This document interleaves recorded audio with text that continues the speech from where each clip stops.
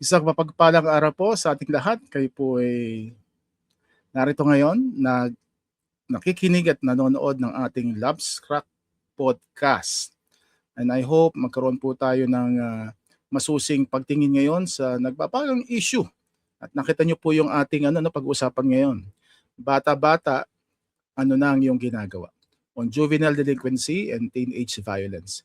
Well, apologies po sa author na si Walhati Bautista kung saan nanggaling po yung title.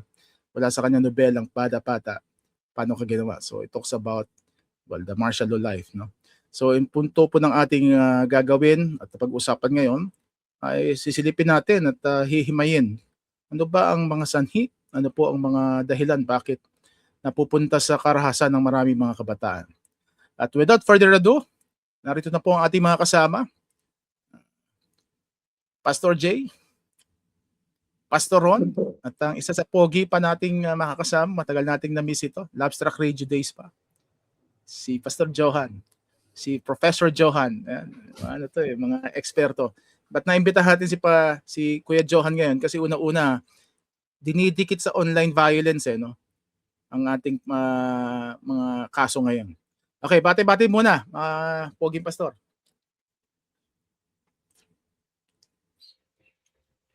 Shalom, isang pinagpahatang sandali sa ating lahat. Muli, nandito naman ang mga kasama nyo sa Love's Crack Podcast. Yan, ayaw man nila o gusto man nila, narito na tayo. Okay. Sige. Pastor Ron, kumusta? Hello po.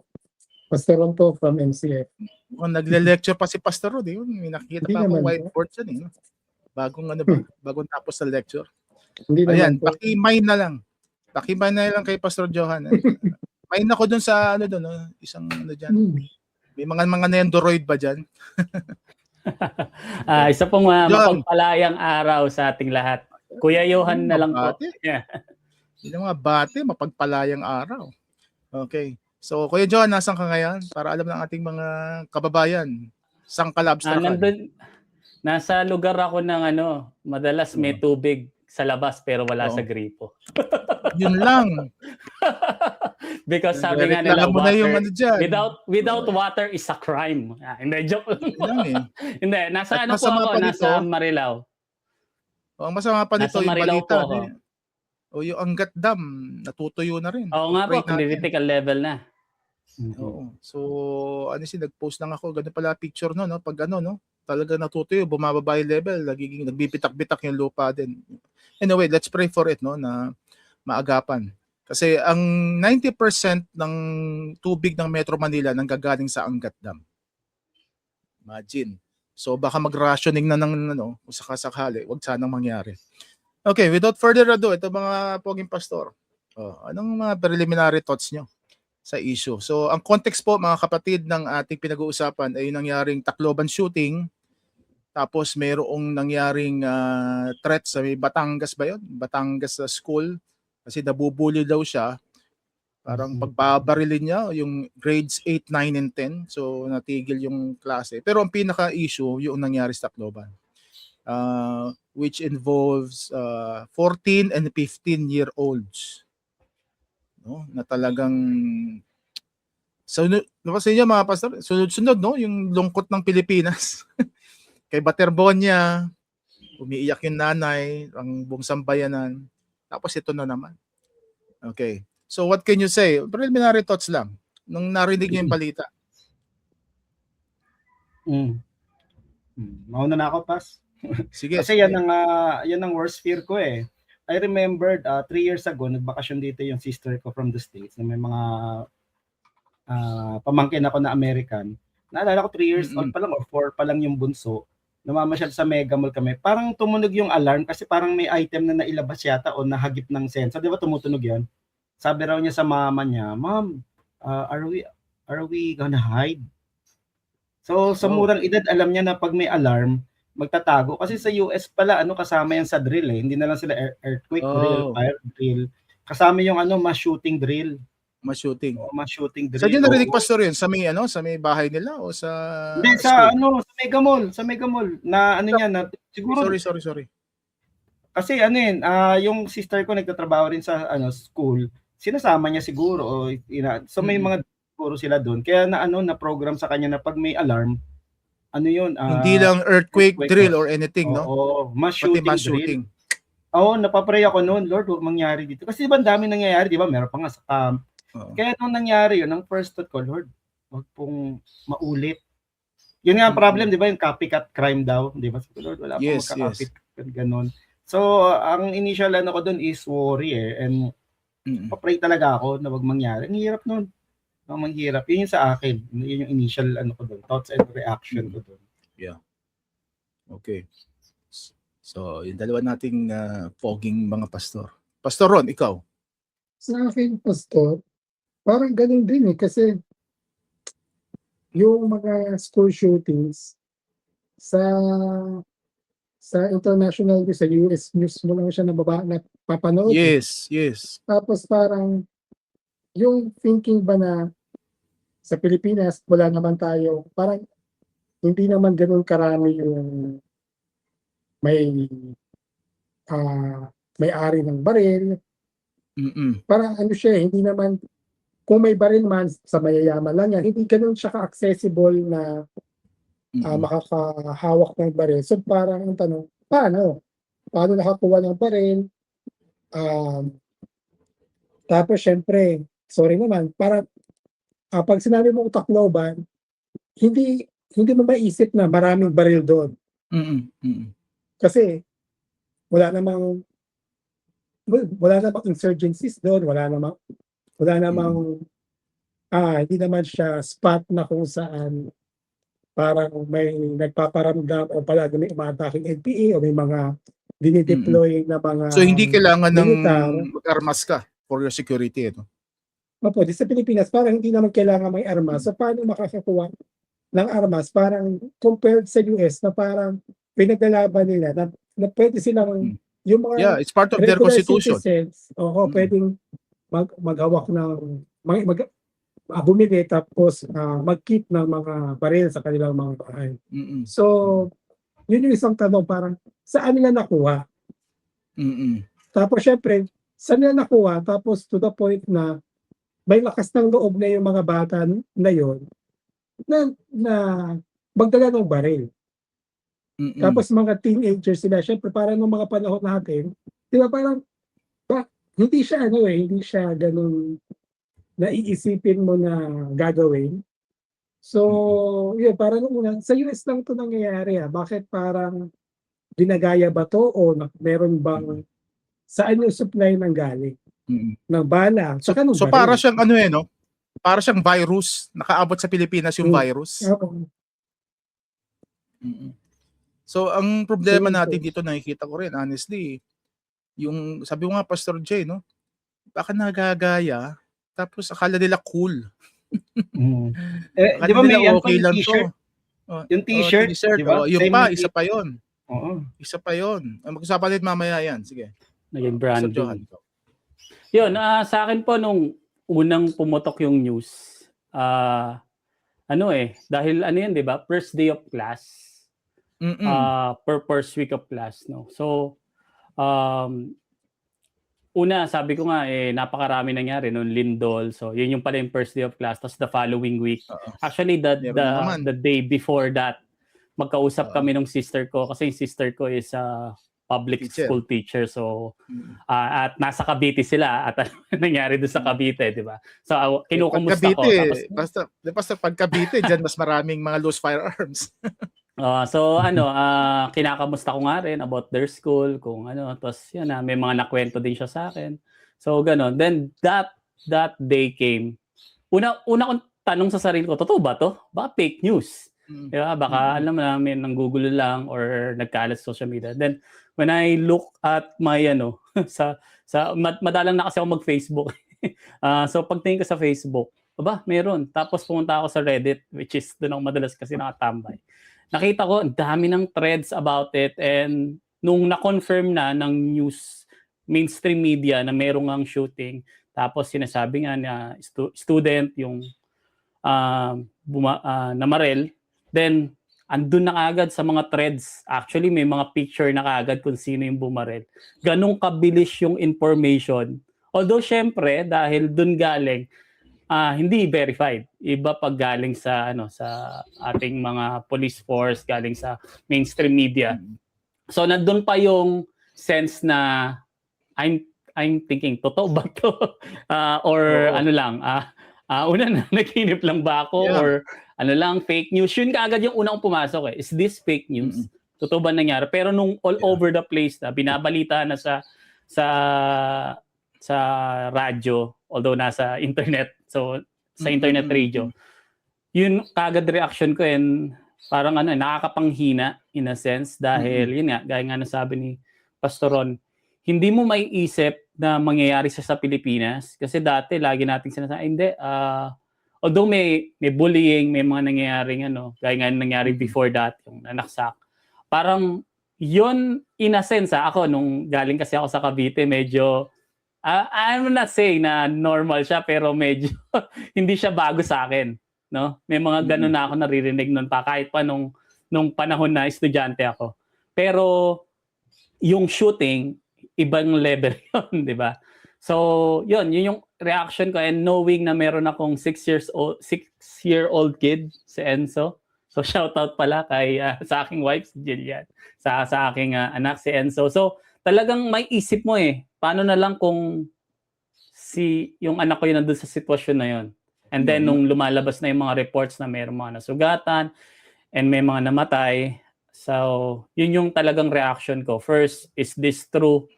Pangalawa, nung nalaman ko na natotoo siya, parang nakakapanghina na it could happen to us. And yan saka it's been all over the place. Ang dami ng mga iba pang mga items or mga ideas na lumabas. So, yeah. Ang nakakalungkot pa dito, well, yung 3 namatay, di ba, nabalitaan natin, meron pa palang 2 critical. So, pag-pray yung natin tinamaan hindi sa sumunod ulo yung sa mga ICU. yun. ICU. Huwag sanang sumunod kasi grabe na. Totoo yung sinabi ninyo, no, na kapag issue ng mass shooting, hindi uso sa Pilipinas yan. Historically, first time ito sa Pilipinas. I remember the first time, I think si Michael Moore ba yun, yung Bowling in Columbine, yung documentary na napalabas sa may Colorado. Tama ba yun? O Columbine High School. Talagang yun, grabe yun. Nung pinanonood ko yung documentary, alam nyo, baksakan ng documentary, dun sa loose firearms. And also, yung policy nila, na everybody can own a gun. Ganun sa Amerika Ang problema ito, hindi mo na makokontrol yung human behavior. Ang laging argumento ng mga pro-gun movement people, guns don't kill people. People kill people.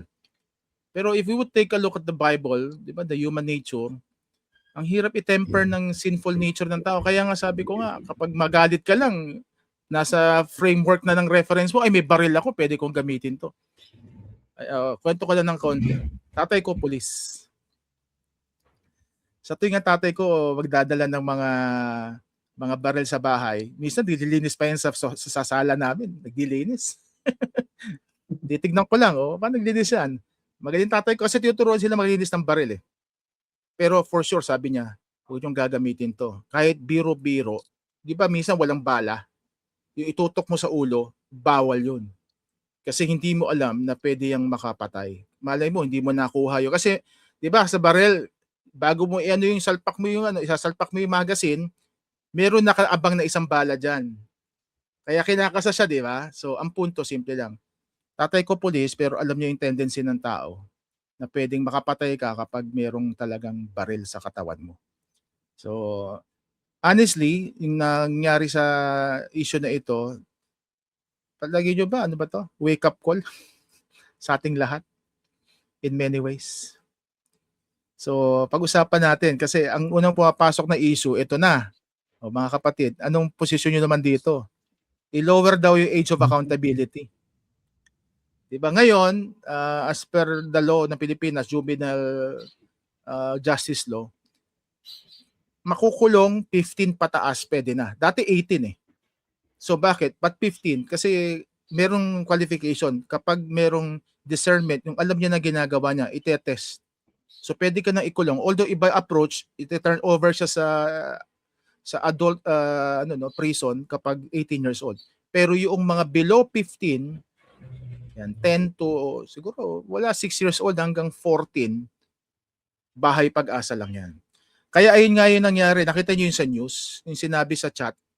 Kinonfirm na naman ng PNP to no? Nag-uusap. Diba? Na kahit gawin natin to, di man ako makukulong. Ang problema, yung isa 14, siya lang siguro hindi makukulong ng katulad ng 15. Okay? So ano masasabi nyo dito? Dapat ba ibaba? 15 ba? Masyado pang mataas yun? Pwede natin gawing 10, 12. Ano position nyo about this? I think before, di ba, mas mababa pa before na ACAS law. Kung di ako nagkakamali, 2006 eh. Tapos na-amend na lang siya, I think, 2013. Pero, yung span ng time na yun, maraming nangyari. Daming development may bagong generation, di ba? Tapos yung technology sobrang bilis. Nangyari yung pandemic, ang daming nangyari sa in a matter of 2 decades, parang ganon. So I think hindi kailangang ibaba, hindi kailangang itaas, kailangan muna sigurong pag-aralan pa. Uli, no? Kasi mahirap na bigla lang nating sabihin na hindi babaan natin iba-iba kabataan, iba-ibang di ba, bansa. Iba-iba. Although well, I have to to also verify this. Sa ibang bansa sa sa Southeast Asia, mas mababa eh. If I'm not mistaken, sa Singapore nasa 10 years old yata. I still have to check, no. Sa atin dati 18, tapos binaba ng 15. So ang punto, sapat bang basehan yung edad para masabi pwede na makakommit ng crime ito? Well, we're not hindi tayo developmental psychologists, pero we're dealing with youth ministries. Sa kaso ninyo, nakikita, nararamdaman nyo? Lalim mag-isip ng mga tao Lalim nyo mag-isip, sir. Hirap no? Hirap no? Hirap kasi hati din ako dyan eh. Dami ka titimbangin. Oo, daming kasi unang titimba, di ba nakita niyo naman dati may mga ilang beses yung batang hamog ba? Kitang-kita na ninanakawan na ang tatapang eh, di ba? Yung mga pag sa traffic. Tatapang nila. Tapos alam ko may instances na pinapapasok ng mga sindikato sa bahay, mga bata. Di ba? Yung saka siya sa siwang kasi pag nahuli sila, gamitin ng mga kriminal. Oo. Kaya tas dito may mga nakikita kong balita ng rape, mga bata pa, di ba? Kumbaga, kasi kaya ako nababaan ba? Pero alam ko may mas malalim na issue na dapat tignan din eh. Pero balikan natin itong nangyari. Kanina lang yata, parang lumalabas na-assess na ng mga pulis na alam nung yung na mali yung gagawin nila eh. Isa dun sa dalawa. Hindi ko lang alam kung yung 15 o yung 14. Kaya sabi baka may pananagutan na din. Kaya pero ang akin, yun nga, baka kailangan pa rin ng masusing pag-aaral. Although nung nangyari yun, ang dami ng mga developmental psychologists na sinabi hindi yun ang sagot, di ba?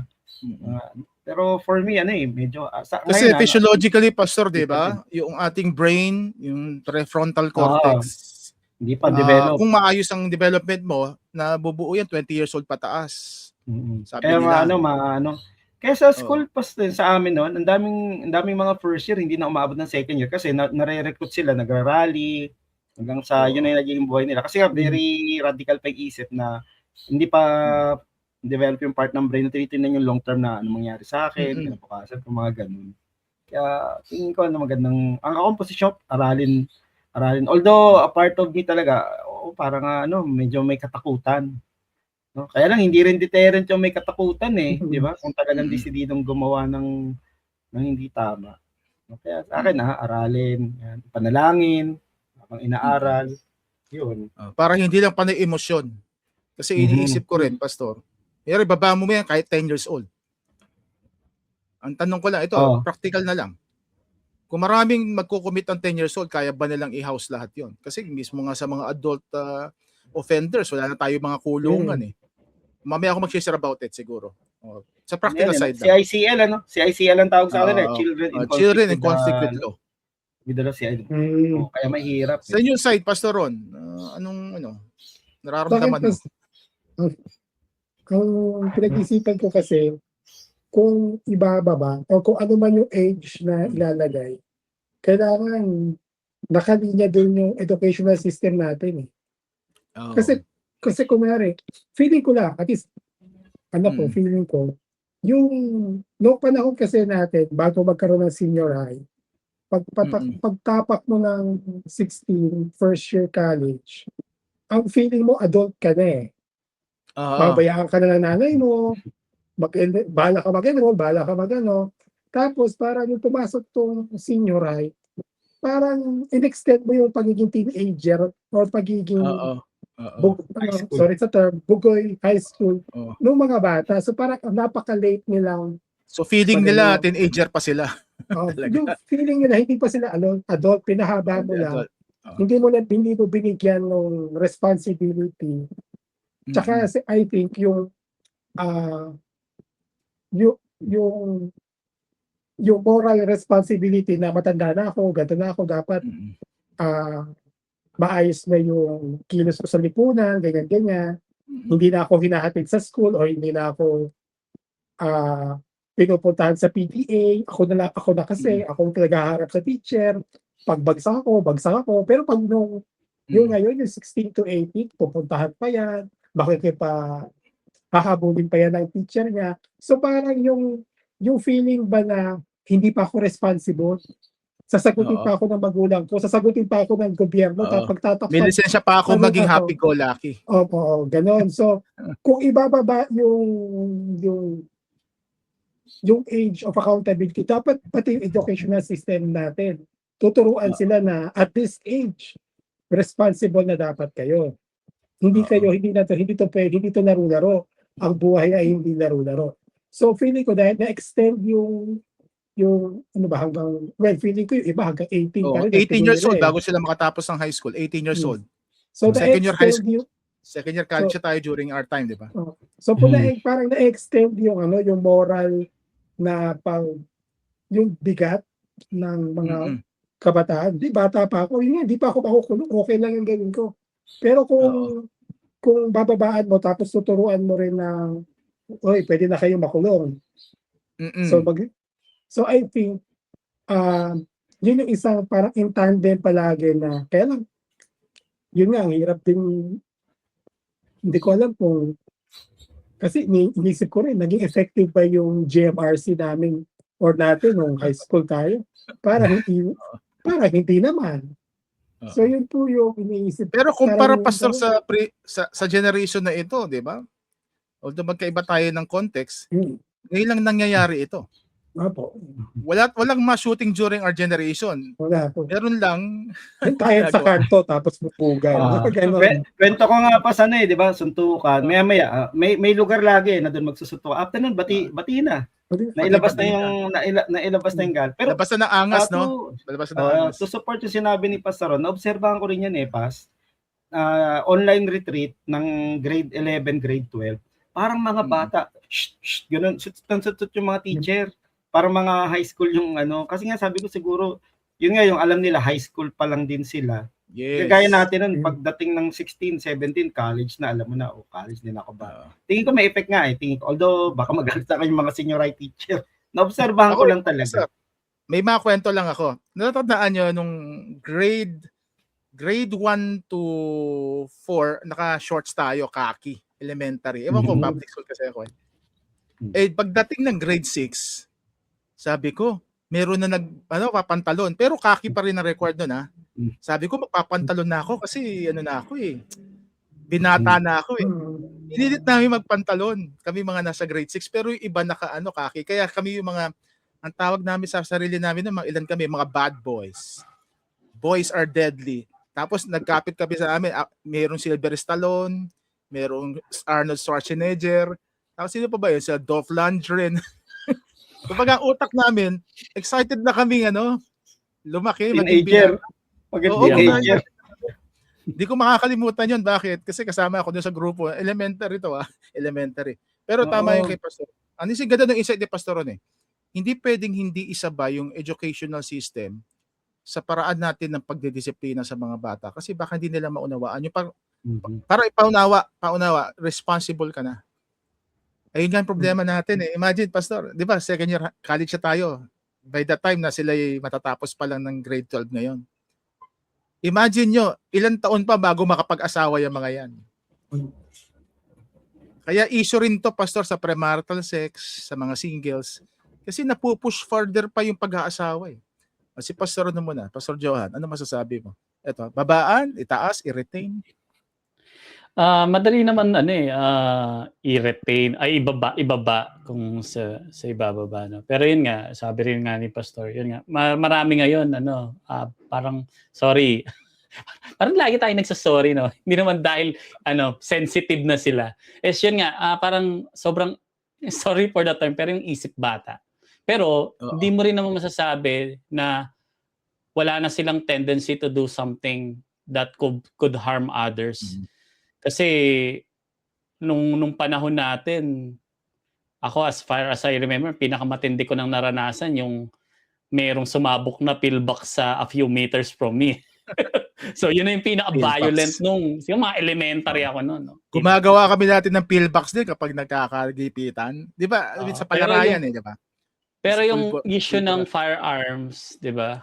Although noon, merong mga tinatawag na rated PG naman tong na to, 'di ba? So mga magulang kung may makikinig na bata, yung mga pen gun, no, yung mga ginagawang improvised gun. Yun yung marami sa amin noon kasi lumaki kami sa lugar na AFP housing, so mga military, pero yung paligid namin hindi mga military. So maraming mga gangs and may mga lugar nga na ayaw namin puntahan Kasi alam namin mababanatan kami. Parang gano'n. Pero yun nga, going back, it could be easily lowered kung and I think base kanina sa napapanood ko sa Senate, parang doon papunta although may mga party din na nagsasabi na hindi, this age is been studied and we don't have any objection for it. Although yun nga, mataas yung emotion level. Lumalabas sa hearing? Ano ba sa hearing?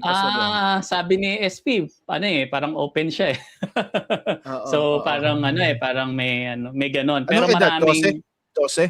Wala pang eksakto. Pero yun, maraming open to change it.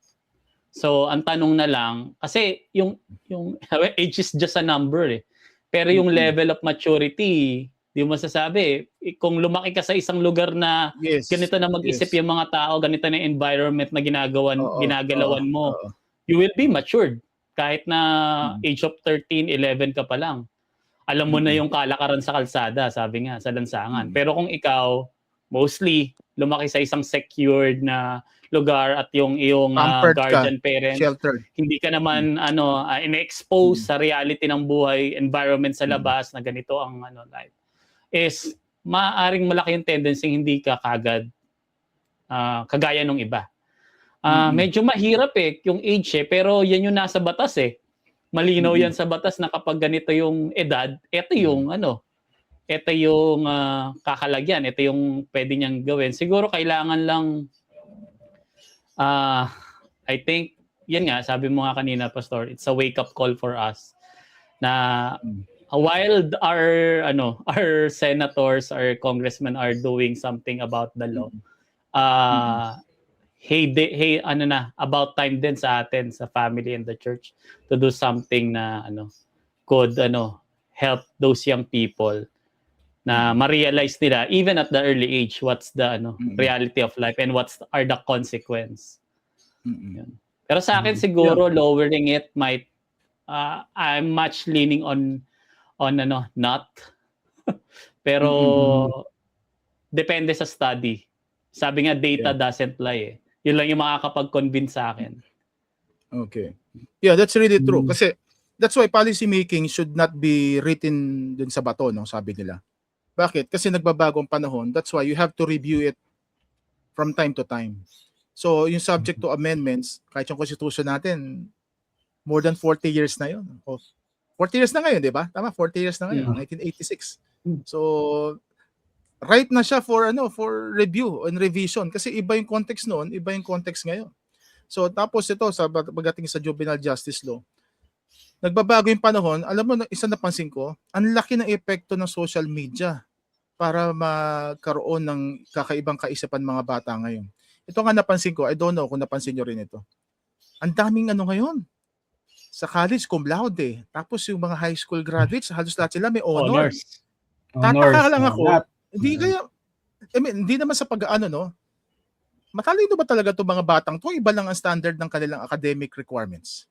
Napapatanong ako bigla. Kahit yung sa UP, yung latest, yung pandemic graduates, sumipa, dumami yung magna cum laude.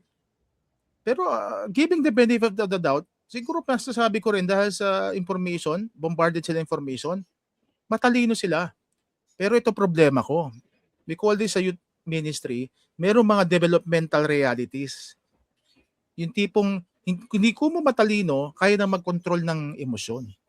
Siguro dito papasok, kaya nga sabi ko, conflated yung issue, no? Honestly, culturally, pwedeng yung magdikta lipunan at ang tao. Pero pagdating sa physical, science yan eh. Yung pagde-develop ng utak. So pagsasama-samahin mo lahat ng experto about it. And I also share the sentiment ng marami sa atin. I want the data first. Tignan natin kung ano talaga sinasabi ng data. Ilan ang nako-commit ng itong edad, ganito. Kasi, for example, I'll give you an example, biblical. Di ba si Jesus nagpunta ng temple 12 years old? Kasi by that time, meron silang ritual, di ba? Yung bar mitzvah, alam niyo yun? Yung iindak ka na sa adulthood. Sa panahon ni Jesus, walang teenage years. Pagdating ng 12-13, adult community responsibility na ang iyong hinaharap. Sa atin hindi, tama yung sinabi ni Pastor Ron. Parang masyadong nabibibi natin na mahabang panahon. 12 to 18, pwede pa magwala-wala, hindi ka pa adult, hindi ka pa magtatrabaho. Kaya sa kanila, bahala na. So, may consensus naman tayo dito, ba? Dito na tignan naman natin yung data. Pero sa akin, honestly, open din naman ako ibaba if the data and also the experts would say na dapat na talagang ibaba. I-research ko mamaya, siguro Google ko na lang. Marami talaga sa bansa sa Southeast Asia, binabaan. May nakita ko 9 years old. Imagine, pwede ka na makulong. Of course, ibang approach doon. Okay? Ito, expertise ito ni Pastor Johan. Napasok natin yung online. Gorebox. Ngayon ko na narinig yung Gorebox. Kung may Roblox, ako may rin Gorebox. Ano na masasabi ninyo? Talaga bang kailangan sisihin yung online games? Ang nalaro ko, share lang nata, throwback lang. Ang nilalaro ko lang noon, ako PC generation Battle City, Twin B. Grabe, Battle City, tinatapos namin yun. Kasama tito ko. Okay, ang punto ko, sinasabi ko lang, iba yung context natin ng games noon. Ano pa noon? Siguro 8-bit pa lang yung laro ko. Ilang bit na ba ngayon, Johan? May 128 na ba bit games kayo? Oo, FPS ngayon, yung 60 dati na nilalaro ko, wala na yun, 120 na pace. So, wait natin si Johan. Maybe feature si Johan sa next episode natin. Next episode, yung AI. Pero, iwan ko sa ito yung Johan. How do you explain this? Ano ba yung dynamics dito? Paano napupunta sa violent environment ng mga bata pag nag-online games? Siguro sa mga millennials, iba yung games na concept natin noon, lalo na yun nga, kinukwento mo, Pastor. Mga nabuhay sa Super Mario. Pinaka-violent na yata noon, Duck Hunt Duck Hunt sa Contra. No? Contra yun na yung mga violent natin noon Pero kahit pero di ba movie ng Contra? May movie na ba ng Contra? Wala pa, no? Hindi ko alam. Tapos yung passion Doom. Yung Doom. Ayun, mas matindi yun. Medyo violent. Mas violent yun. Tapos yung may mga sexual explicit na, yung mga Duke Nukem, yan, ng mga PS series na yan. So, kahit nun pa man, meron na mako-considered na violent games. Siyempre, nung henerasyon na yon, violente na yon. So, nag-iiba yung definition natin ng violence as we go further. And ngayon, ang napansin ko kasi, yung access to games, napakadali na Noon, kailangan mo pang pumunta kung saan para bumili ng cartridge o manghihiram ka. Tapos may mga CD na, iba nagpapaburn kung hindi kayang bumili ng license, di ba? The download. So, at yung uri ng games noon is mostly offline So, it's you and the people next to you. who will play the game. Tapos yung nagkaroon na ng connection, nasa isa kayong lugar, nasa isang computer shop, so local area network pa lang, dahil hindi pa, although may internet na, pero hindi pa dumarating sa Pinas. So ganun pa lang yung setup nun eh.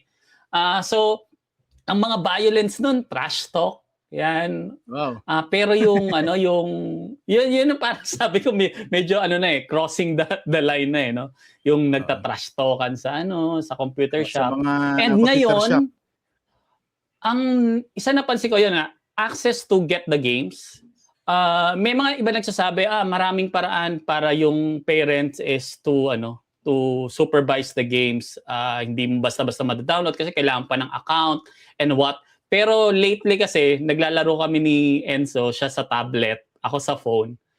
Merong mga games na okay siya, free to play. So, pag free to play kasi ang games, wala kang binabayaran, most commonly may ads. Noon, di ba pag ads lang talaga, papanoorin mo. Ngayon yung ads, pwede ka na maglaro dun sa ads. Yun nga. So, maaring yung game na na-download mo is rated for kids. Okay lang ako. Nilalaro namin pang bata. Mga teddy bear na tumatakbo. Naghahabol lang kami. Nag-hide and seek. Pero after a few times, magkakaroon siya ng ads. Oh. Kailangan mong panoorin yung ads. Minsan, online store. Minsan, game. At nagulat ako, nung one time, nakita ko ads. Commonly, antay mo matapos skip ad, di ba? Antay mo yung button. Naggalaw ko yung screen. Aba, kaya kong kontrolin yung ad. So, dun sa ad, you could already play. So, minsan, may mga games na sabihin natin medyo violent na siya in nature, although comic yung itsura, 8-bit. So, parang nalilesen yung hindi siya yung gory type. Pero, dun pa lang, you could easily access it. Tapos, pwede mo na ma-download. Right there and there. Idadali ka na sa Play Store or sa Apple Store. So, ganun nakabilis. So, kahit na merong mga restriction, dun sa mga type of game na ganun is, kung pababayaan mo yung bata na maglaro or makaka-access na siya dun sa mga games na pwede mo sabihin na medyo violente. At the same time, yung isa ring napansin namin is yung inintroduce na although yung ibang games meron na naman yung lalo na mga mature games, mga MMO, massive multiplayer na meron chat system. So syempre may chat system, pwede ka na mag-usap. And yun yung ginamit ng mga online predators. Yung feature na yon to communicate with any player and most especially the kids. Lalo na, di ba? Ngayon, sikat na sikat yung Gorebox na naban na nga. Recently, yung Roblox, di ba? Sobrang easy to download kasi niya free to play and then may mga server. Even those na mga paid, kaya ng Minecraft, hindi ka naman basta-basta makakuha ng Minecraft for free. You have to buy it. Magkano lang, in a sense. Pero you could still access it and then may chat system. You could go to different server. Hindi mo alam kung sino yun nandun. And alam ko may mga push na there are certain server na mayroong mga moderation talaga. Saka, di ba, Pastor Johan, may mga avatar din silang ginagamit usually, di ba? Exactly. You have to, you marami can akong kaso skin yourself. sa ML. Di ba sa ML, kapag kausap mo, kala mo lalaki, pero babae pala o nagpapalit kasi bunga ng avatar. Ang dami ko ng kaso sa ML. Mga, alam nyo na, dumarating sa punto, nagsa-sex eyeball na. Kasi nai-in love kasi nag-uusap din pala yan, di ba? Nag-uusap din yan habang naglalaro. Hindi na lang chat, meron ng sound. Dati kasi you have to go to other software para lang makapag-communicate. Kumbaga, ngayon, na lahat. Social dating na rin. Nagde-date na rin sila through ML. So yung mga feature na yon, yung chat system, voice system, na-exploit. So, kung yung mga bata talaga ay hindi mo masusupervise, kasi itong yung lumabas kanina sa hearing, yung 764, na nako-connect dun sa nangyari sa Tacloban. 2021 lang pala siya nag-start. So, isipin mo, just after the hype of the pandemic. Johan, sa mga hindi nakakaalam, ano yung 764 na yan? Yung 764, isa siyang network na nag-start ng 15-year-old. Yung nag-start nun, yung founder niya sa Texas. Tapos he created that network ng mga young people, and then they have they do a lot of mostly violence, yung tinatawag na as CSAM, yung sexual child sexual content. So yung iba they try to sextort yung mga kids to do something, and yung iba, the worst case, yung do act of violence. Violent, no? Act of violence. So ganun nila parang ini-infiltrate yung and alam nilang mali yun. Yun nga yung doon not really funny, pero alam nilang mali yung gagawin nila. Pero dahil kunyari you na-recruit or something na yung isang online predator, ikaw yung na-extort niya, and then they try to get you out from that platform. At I think Discord yung ginamit nila hindi ako nagkakamali. So meron silang server doon, they will talk about it. Tapos meron nga silang guide Actually, I just started kanina googling it dahil nung kumbaga siya, Intel report siya, ngayon lang siya lumabas So lumalabas yung mga bata, may isa akong report na narinig din, may grooming na nangyayari. Yeah. May grooming. Online grooming. So kunyari sa kaso mo, Johan, yung si Enzo, naglalaro kayo, siguro di mo na supervise. Lalaruin niya yung parang cute. Tapos may makakausap sa kanya. Tapos ang sabi ng isa sa mga expert cybersecurity, isang na-interview sa radyo, sabi niya, dinadala pala sila sa isang private chat or something like private gaming. Doon na nagkakaroon ng grooming. So hindi na may monitor na yun ng mga magulang. So overall, honestly, mahabang usapin to. We don't have much time. Pero basically, Johan, salamat dun sa kasi marami ka pa ituturo sa amin sa mga next episodes. Importante na yung online gaming na supervise din kapag hindi pa kaya ng batang unawain. Kasi wala pang discernment nga di ba? Parang, imagine mo, kanina may pinost ako doon sa wall ko, naglalaro lang yung bata. Imagine, ang cute kasi di ba, Roblox, parang animation. Tapos may lumabas daw na lalaki na parang hinuhubaran siya, tapos dinala siya sa kama. Nagtaka na yung magulang, ano tong laro na to? Bata, syempre, wala lang. May isa akong natatandaan I don't know kung alam nyo pa to. Yung may kanta yung Australian LRT ba yon, yung Dumb Ways to Die. Hindi ko alam kung alam nyo yung kanta yung Dumb Ways to Die. I-google nyo na lang. Pinakita sa akin ng pamangkin ko. Pinapanood niya.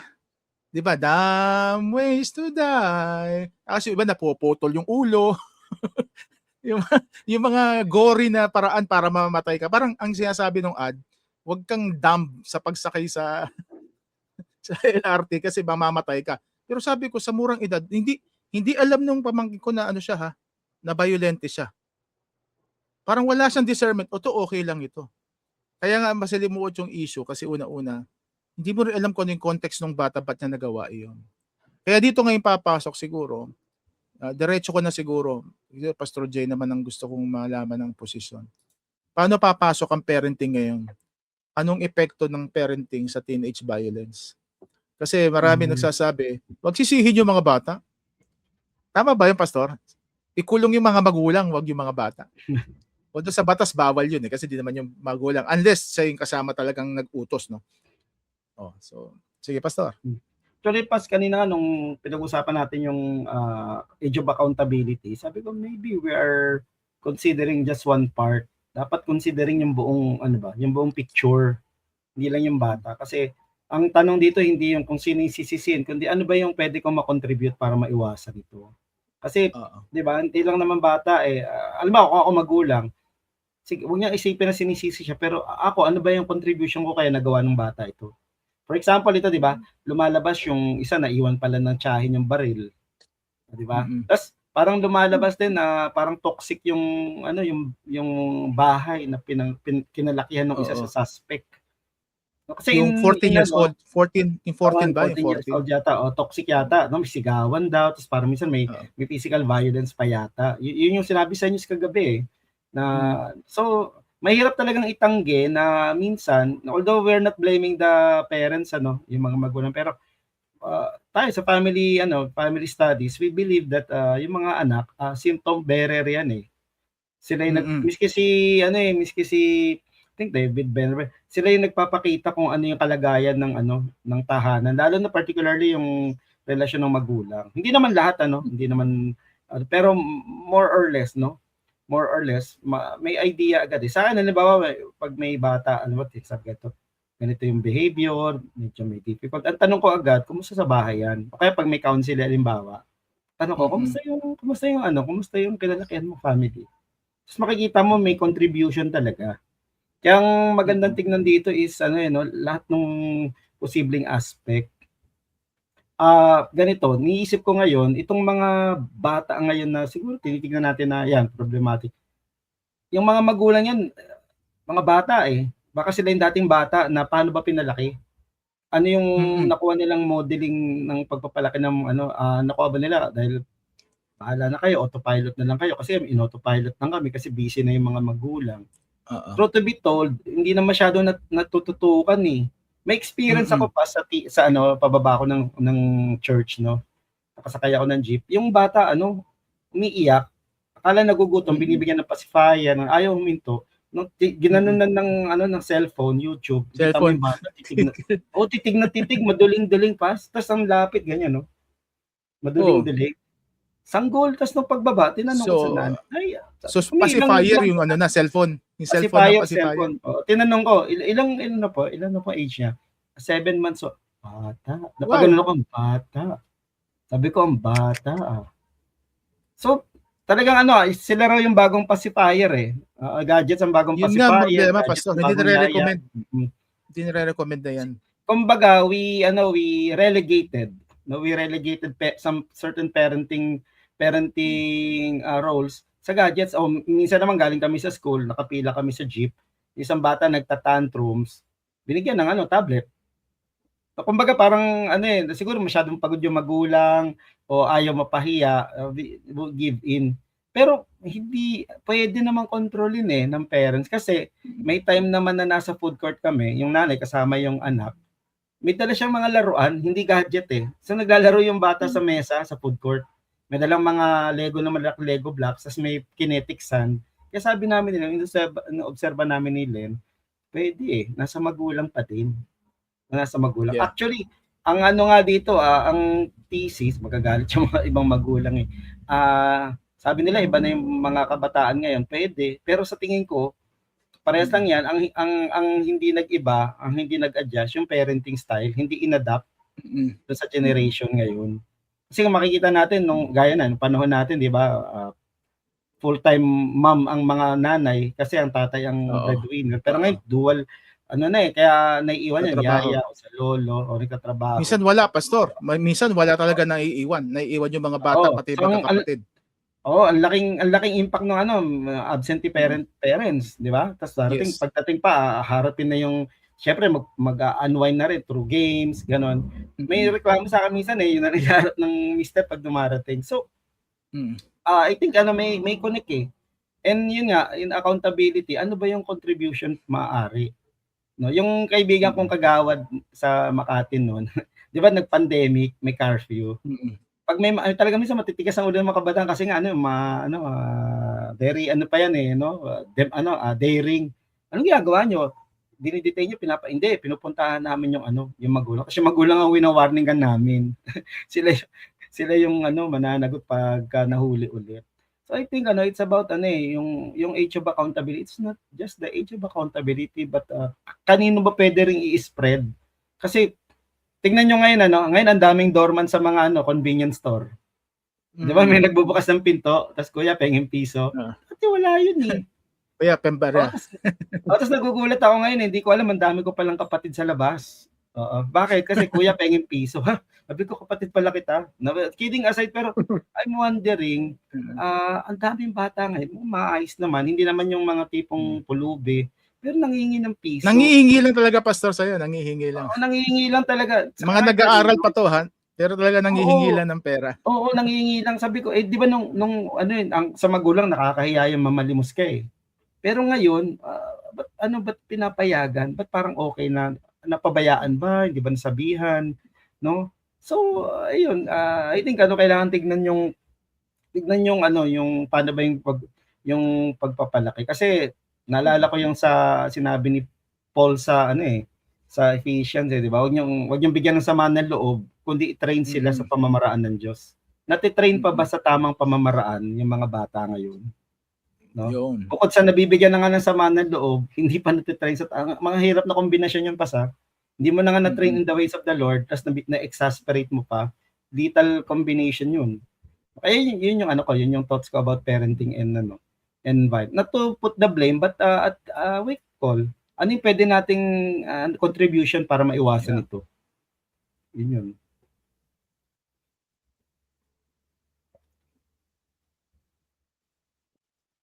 Okay. Anong ating connection? Na humina ang ating connection. Okay. Magtigis pa na may recording. Okay. So we'll try to siguro, let's see. So usually kapag merong mga ganitong mga pangyayari, we would Okay, nagkaroon lang tayo ng konting technical difficulty. Alam niyo naman sa Pilipinas, kung may traffic sa EDSA, may traffic din sa internet. Okay. So, Pastor, as you were saying, so nagkaroon tayo ng problema sa parenting style, hindi umakma sa current generation. Hindi nag-adjust. Siguro dahil sa hamon din ng buhay, Pas. Medyo mahirap na ngayon yung na magpalaki ng pamilya sa gastos. Oo. Kaya tsaka nagbago yung nagbago yung sitwasyon ng mga pamilya ngayon. I remember when I was doing my internship sa isang Christian school, hindi academic issue pinag-uusapan namin. Family issues. Right. Wala kang pinag-usapan na academic eh. Lahat family issues. Same din. Diba? Ng internship ko rin. So kung ikaw ay, di ba, kulang na kulang tayo sa guidance counselors ngayon. Ako, honestly, kung may time pa lang ako, bata-bata ako, baka nag-guidance counselor na ako. Pero mapapansin niyo, kung wala pang makausap yung mga bata, saan pa sila pupulutin? Kasi kung mga magulang, ito, marami akong kaso, Pastor. Yung sinabi mo kanina, 2 nagtatrabaho. Totoo yung sinabi mo, Pastor. Pagdating sa bahay, matutulog yan. Kumbaga, pag alis ng bahay ng bata, tulog pa yung mga magulang. Tapos, pagdating ng bahay ng mga magulang, tulog naman yung mga anak. Kasi nga, bunga ng pagsisikap na kumita. Pero choice na rin ng mga magulang kung paano nyo aayusin ang pamilya nyo. Mahirap yung walang gabay ang mga anak. So sino ngayon magiging gabay? Siyempre, yung madalas sila makasama. Mga kabarkada. Sana nga kung nasa church, okay eh. Mas good influence. Pero hindi. Kaya papasok tayo ngayon. Ito na, ang expertise ni Pastor Ron. Ayon sa yung pagsipat sa mga prinsipyo ng Biblia, Pastor Ron. O pag-usapan natin, dito baksakan natin as we conclude the discussion. Kasi malawak tong usapin na ito, pero babasak tayo. Ano ba sinasabi ng Biblia sa juvenile delinquency at ano yung mga perspectives na pwede nating ipabaon sa ating mga makikinig? We always go back to the Word of God sa issue na ito. Yeah. Okay, Pastor Ron. Sa akin po, Pastor. Sa ngayon po lalo na nung mag-pandemic kasi, naging individual, na-highlight yung pagiging individual ng ng mga kabataan. Tapos, may part sa akin ng feeling ko, dito pag lumalabas, okay, although feeling, may maganda excite naman about community, pero may pagka-individual pa rin eh. Yung I think yung context na Pastor yung sa church parang kaya kong mag-exist ng walang community, kaya kong mag-exist ng walang church, kaya kong mabuhay ng mag-isa. So syempre ang tutok mo cellphone, tutok mo YouTube, bahala ka kung anong media ang i-consume mo. Tapos pero doon din na raise talaga yung need na kasi di ba nagka-depresa, nagka-anxiety attacks ang mga tao. Doon din nakita yung need na tsaka yung importance ng community. Siyempre, Yeah. yung community na mayroong maayos talagang moral sa makakapagbigay ng church. Kahit sa youth, sa mga young adults, sa mga parents, church talaga yung makakapagbigay ng community na with maayos na perspective sa buhay. So I think mahalaga yung kahit mag-isip ko na naman yung family values na naman, kailangan talaga i-direct yung lahat ng tao sa bahay or sa isang family na kaya naming mag-exist as a unit towards dun sa kailangan natin ng community. Sa panahon ngayon, kung paano palakihin yung mga anak natin, kailangan natin ng community. Kung paano kung magiging maayos na tatay, kailangan ng community, maayos na nanay, kailangan ng community. Kung paano kung magiging maayos sa kabataan, kaya kailangan ng community. Kailangan ng people na nagsusurround na re-reinforce kung ano yung tama at kung ano yung at iwasan talaga kung ano yung mali. So I think po yung sa ngayon, yun yung on the top of my head na paglabas ng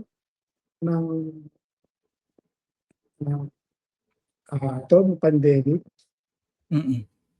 talagang yung kailangan ng people ng community na magsasabi at mag-encourage. Ito yung totoo, ito yung tama, ito yung dapat natin pinaniniwalaan. Compared dun sa hayaan lang natin na magkanya-kanya tayo sa sarili nating gadgets.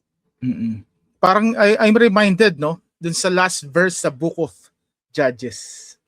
Ayun, sabi ng Bible doon, bahala ka sa sarili mo, bahala sila kung paano yung feeling nila tama sa kanilang mga isip at mga mata. Ang hirap na ganoon ay yung panahon na chaotic ang Israel parang kanya-kanya ang diskarte. As they see walang moral handle. Walang moral handle. And that's really the problem. And I'm also reminded, Pastor Ron, yung famous saying, I mean, I think nagsimula to sa Africa. Yung it takes a village to raise a child. Kaya sabi ko nga, wake up call ito, sa parents, sa church, sa gobyerno. At kailangan lahat sabay-sabay Okay, sa dalawa natin poging pastor. Pastor, ikaw muna, Pastor Johan. Anong masasabi mo? Well, sabi nga ang mga, yung sabi ni kanina, nasa devotion namin to ng morning sa intercede namin. Sabi doon ni Charles Spurgeon, di ba? Children are great imitators, so give them something great to imitate.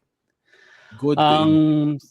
Parang in this past decade, parang a lot of bad things got normalized. Parang ganun. Parang it opened can of worms. Masama. Na violence has became lang a norm. Yung foul speech has became a norm. Parang naging ano siya. Yun nga, naging normalized na indecency. And syempre, yung mga kids, kung ano yung nakikita nila sa environment, sabi nga, ang kabataan or ang mga kids, if you want them to teach, you don't just teach them na instruction Yung give them something that they will see. Yun yung we get learned by what we see. Yung luma, Pastor, diba? Na Pastor Jay, natandaan mo yung ad ng lahat na nakikita sa matanda? Nagiging tama sa matandang bata. Sa DBP. Sana maglabas din ng ganun mga ads uli ngayon. 1990s yun So yun, nakikita minsan siguro hindi lang aware yung mga parents, di ba? Na ganito ako magsalita sa bahay, ganito yung kinalakihan ko, so that's normal. Siguro na-acquire ng mga bata, or kung hindi man sa loob ng bahay, is dun sa society or sa paligid na ginagalaw nila.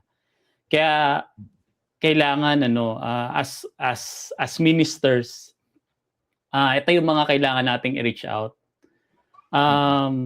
Minsan nakikita natin tapos nakikita yung mga children's ministry before na parang masaya na sila, nagko-color, di ba?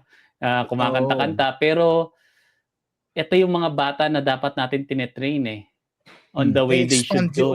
Expand beyond arts.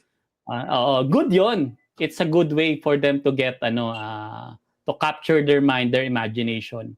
Pero kailangan pa rin through the word And based sa study, I think it's Barna chinek ko rin kahapon. Parang young people, lalo na yung Gen Z generation, they want to hear the word. They want to know Jesus.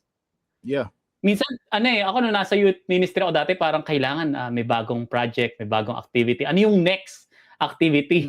Parang yun yung goal Although ang mission nun is to soul win pero always, what's the next activity? Pero I came to the realization na the church is the only one who could offer the word of God yung other parts of the society, they could offer different activities. Pero we are the one instructed by God to teach the Bible, the good news. And there's a study na young people are coming to the church. They want to hear Jesus. At yung top 3 na reason kung bakit nila gustong kung isang preacher or isang sharer mag-share sa kanila. Number 1 is they want someone that could listen to them without judgment. So isa yung napakalaking skill yung listening. Kasi ako nung nasa ministry pa ako ng youth we are more on speaking, yung pagtuturo, pero isa sa mga skill na lahat dapat matutunan is listening. And listening minsan kasi di ba pag nagli-listen tayo meron ng prejudice kagad Ay nako. Okay, minsan sabi natin ay wala yan nung panahon ko. Ako nga ganun, hindi pala. Mali pala yun, di ba? Validate. Dapat just listen and be sincere to listen to their needs and without any judgment. And young people now really want to know Christ, really want to know Jesus. So I think yun yung kailangang maging let's go back to the word at yung mission natin. Yeah, activities are good, but it's still yung word. At the young age, they would know. Siguro yun yung ginagawa namin kay Enzo. Kaya ako, blessing na at his young age, nakakapagbasa na siya. So, yung mga scripture, pinapabasa ko talaga sa kanya. And talagang, siguro yan, yung modeling, kasi isa sa mga nagiging negative effects sa mga bata na natutunan ko yung hypocrisy We teach something but we're not doing it, 'di ba? Parang isa 'yon. Ako, I learned to say sorry to my kid kapag I told him something na dapat ganito pero teka, parang hindi yata yung speech ko, hindi okay yung tono ko, hindi okay. So, I learned to siguro yung iba medyo mahirap 'yon to humble yourself in front of your kid. But modeling those things, listening to them at the young age, presenting them the gospel and the reality of life. Ako, yun, sa mga nangyari nito, sinasabi ko kay Enzo, hindi kami naglalaro kami together. So yung gaming is part of our bonding. And sabi ko nga sa kanya, kung biglang mayroong mag-pop habang nakatingin siya sa tablet or nanonood siya, biglang may mag-pop, tell it to us. Hindi ka namin papagalitan. Kailangan nating gawin. Sabi ko nga, ito yung mission natin. Sabi ko, kasi may mga bad guys out there who want to harm you.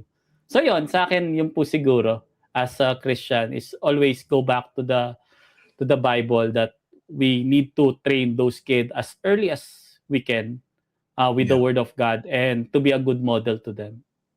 Yeah. And the Proverbs principle, train up the child the way he should go. Always that. Kasi it's also supported by science. Diba? The first years, sabi nga sa isang documentary, are forever. Kasi yung pagde-develop ng brain, sa first 3 years yan, formative years yan. Kaya napakahalaga, sa simula pa lang, may gabay na. Okay, Pastor Jay, ikaw. The pastoral take on the issue.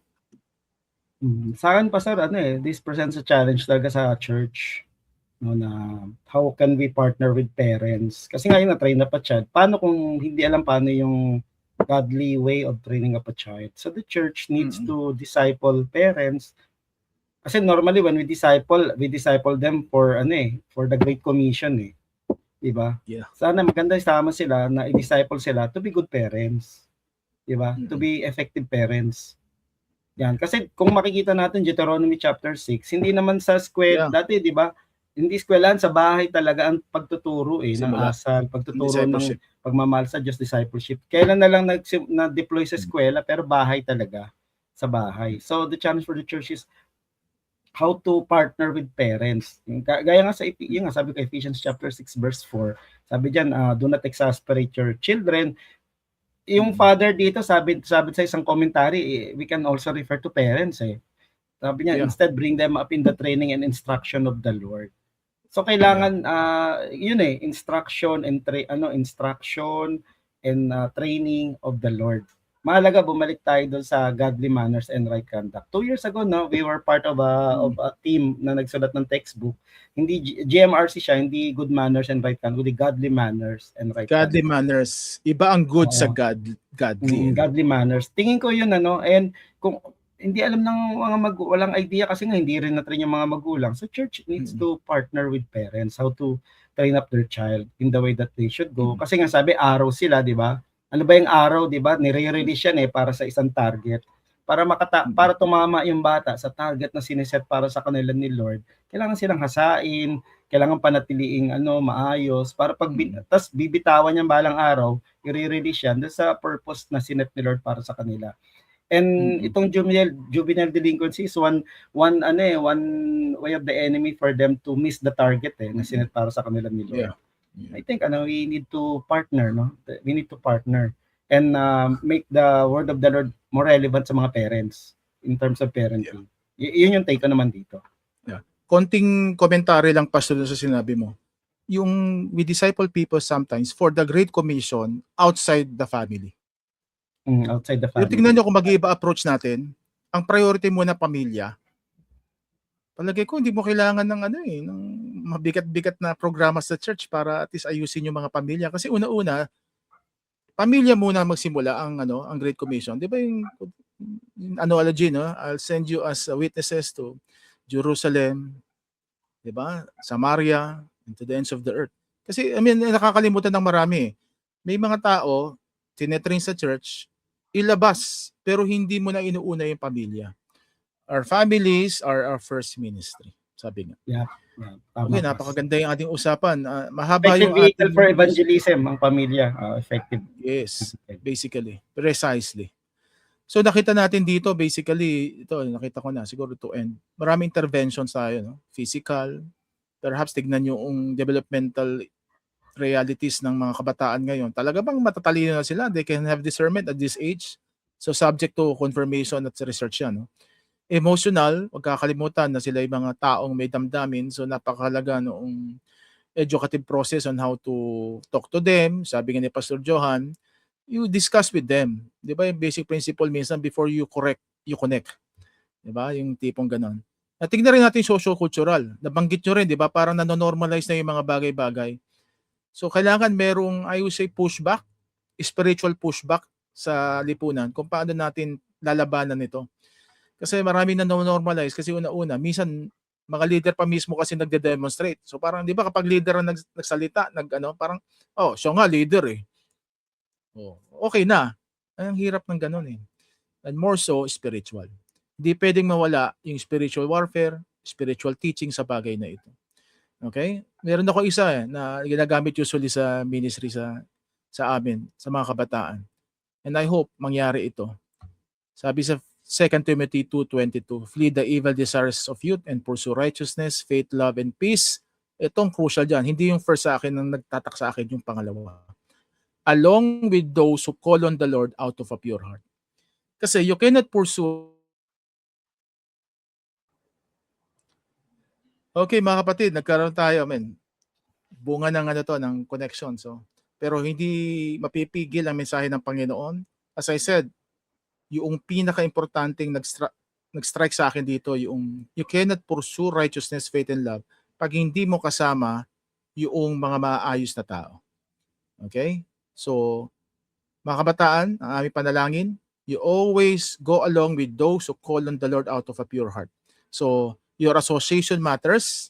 Kaya importante na kayo ay laging kasama mga mabubuting influence at mga kaibigan. So, pagpalain tayo ng Panginoon. Kaya mga kabataan, patuloy kayo magmahal sa Panginoon. At as we end this episode, we would like to pray for you and for your families. Okay? So Johan, pwede bang samahan mo kami sa panalangin? Ikaw ang mag-lead. Sige, tayo po'y manalangin. Aming Ama, mapagmahal, aming Diyos na may gawa ng langit at lupa. Panginoon, kami nagpapakumbabang lumalapit sa iyo. Dinadalangin po namin una ang aming mga sarili, ang aming mga pamilya, ang mga kabataan po, Lord God, na inilagak niyo po sa amin. At ganun din, Panginoon, yung mga libo-libo na kabataan, mga mag-aaral, Panginoon, nasa eskwelahan po ngayon or nasan man sila, Panginoon. Patuloy po naming dalangin ang younger generation, Panginoon. Amen. Patuloy mo po silang ingatan, Panginoon. Patuloy silang gabayan. Lord, Holy Spirit, we speak, Lord God, of your divine intervention sa kanilang mga buhay, sa kanilang mga pamilya, sa kanilang mga magulang, mga guardian. Lord, let your love, Lord Jesus, be upon them. And use us, Lord, your minister, your people, every Christian, to do the Great Commission to this young generation, for them to know you, Lord Jesus. As you said in your word, thousands of years ago, it's plentiful, the harvest is plentiful, but the workers are few. Send us, Lord God, to every ministry, every environment, sa aming mga workplace, sa aming mga tahanan, sa aming mga kapitbahay. Use us, Lord God, to listen to these young people sa kanilang mga nararanasan, Lord God, and to be a channel, Lord God, as guidance, Lord. Make us, Lord God, godly. Give us, Lord, Holy Spirit, your presence to guide them to your ways, Lord. Na makilala ka nila, Lord Jesus. We pray for a country, Panginoon. Our country right now is hurting. There's disunity, there's corruption, but as you said in your word, if we humble ourselves and commit ourselves to you, Lord, you will bless us. We pray for our country, for our leaders, for our lawmakers to create the godly and right and good decision on crafting our laws that will protect our society, that will protect our young people. We pray for any technology, Lord God, na ginagamit ng enemy to destroy the youth, to destroy the family. In Jesus' mighty name, Lord, Amen. You have the power on everything, Lord God. And continue, Lord God, to bless us, to guide us sa program po na ito at sa lahat pa na mapakinig nito. Bless their heart, bless their family, Lord God. And may your everlasting presence of peace be upon them. Muli, ito po ang aming dalangin sa matamis at makapangyarihang pangalan ng iyong bugtong anak na si Jesus na aming Diyos tagapagligtas. Amen. Amen. Amen. Amen. Okay, maraming salamat mga poging pastor sa napakagandang diskusyon. We hope sa lahat po na nakikinig, kung kayo po may mga komento, kung meron po kayo mga suggestions, you can email this page and also you can email us at lovestruckmovement@gmail.com. Okay, makita-kita tayo po muli. Nabubulol na ako. Makita-kita po tayo muli sa next episode ng ating Lovestruck Podcast. Ako po ang inyong lingkod, Kuya Ronald, at ang aking mga kasama, Pastor J, Church of Bless. Pastor Ron, at ang ating IT Kuya specialist, Kuya Johan. Pagpalain po kayo ng Panginoon. Have a blessed day po sa bawat isa, mga ka-Lovestruck. God bless.